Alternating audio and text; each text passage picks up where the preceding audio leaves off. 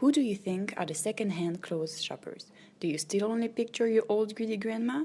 Today's thrift shopper is probably not what you have in mind. Although women over 65 are still adepts, the millennium represent nowadays a third of the buyers. And if you think second-hand shopping is just for the poorest, don't be fooled. High-income shoppers are 35% more likely to try second-hand shopping than low-income buyers. The resale industry as a whole grew exponentially over the past years. The big opportunity resides in clothing, footwear, and accessories. Those items account for nearly half the resale market, representing in 2017 an $18 billion industry. Let's back it up a bit. Until the mid-19th century, second-hand shopping was an important way of acquiring clothes. As no big manufacturers were yet in place, clothing was made by artisans or tailors, which was a time-consuming task and therefore expensive. In other words, a privilege for wealthy people. The second-hand industry was at the time a local network, and clothes were passed through generations. Only through industrialization, mass production, and increasing income was the general public able to purchase new, rather than mostly second-hand clothing, discarding this way of acquiring clothes. Second-hand only recently became very fashionable and respectable. This shows that not only saving purposes came into play, but also eco-consciousness and trendy factors. But what mainly fueled this surge of this booming industry was the introduction of electronic markets. This is creating a new business model, basically resting on the concept of the circular economy, where resources are kept in use as long as possible, extracting all the value, and then regenerated again. This is completely different from the linear economy that retailers are resting on now. For high-end fans, the second-hand electronic market provides the opportunity to acquire fancy products at a lower price. For example, the classic Speedy Louis Vuitton bag is priced $760 on the company's official website, but the same model is available second-hand for half the price.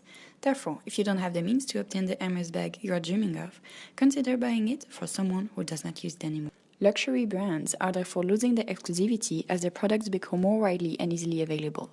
This potentially leads to brand image damage and threatens their current business model.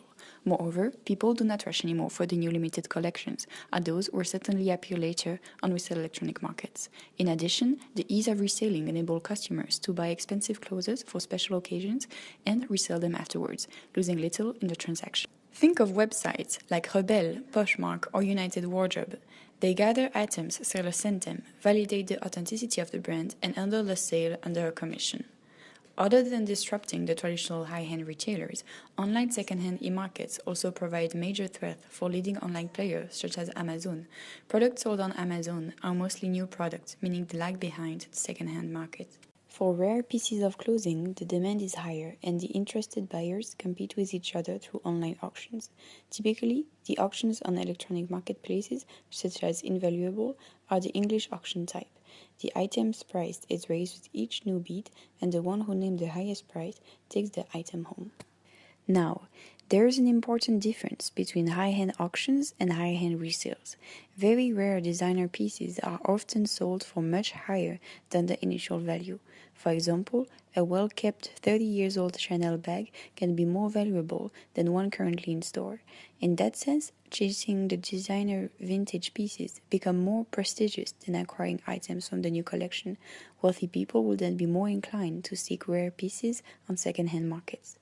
In addition, electronic markets enable regular customers to take part in auctions as there is no need for auction houses and exclusive invitation to auctions events. In an app like United Wardrobe, you have direct access to whatever kind of clothing you're looking for. Whether the item will be yours is only limited by your willingness to pay. Let's go over the strength of electronic markets. Buyers and sellers do not have to be in the same place in order to interact, and they are no longer blocked by time or space limits. Cost of communication information is reduced. The electronic marketplace equips buyers with more searching tools and comparison tools. Potential buyers can filter by brand or color and make sure to get the best deals. Searching costs are therefore reduced. People can shop in a relaxing atmosphere at any time and place. Shopping is not restricted by the opening hours of the shop, and buyers do not have to queue to cash in their items, reducing customers' transaction costs. Online thrift shopping is a form of entertainment. You never know what you're going to find, and there's a constant renewal of content. For example, at TrendUp, more than 1,000 of items are added hourly. Now, on to the weaknesses. While shopping for second-hand clothes, the buyer meets the information asymmetry on both the seller and the product. he or she might have a difficulty in assessing the seller's true characteristic and predicting whether the seller will act opportunistically, for instance, not disclosing the true characteristic about the product. When buying on the internet, especially with second-hand items, it is harder to shop with a 100% confidence in the item authenticity or quality. Another barrier might be the lack of physical experience, making it difficult for potential buyers to evaluate the product and predict how it will perform in the future. However, to reduce information asymmetry, e-markets like Vestiaire Collective are signaling by certifying the products they sell. The third-party guarantee means customers can be sure they are not buying counterfeit and can be sure of the current state of the item. What does the future hold? The second-hand apparel industry is forecasted to represent a $33 billion industry by 2021. Currently, big clothes retailers are growing at a yearly 2% rate, while second-hand e-markets are growing at 35%. This linear increase, however, does not take into account technological advancements that may increase this percentage even more. The use of artificial intelligence and augmented reality can highly reduce the mentioned drawbacks and uncertainties of buying secondhand. Customers could try on clothes at home thanks to an avatar of themselves or even through a digital hologram on their own body directly. Also, artificial intelligence could recognize patterns in consumers' search behavior and preferences, making it possible to display products customers are interested in the most.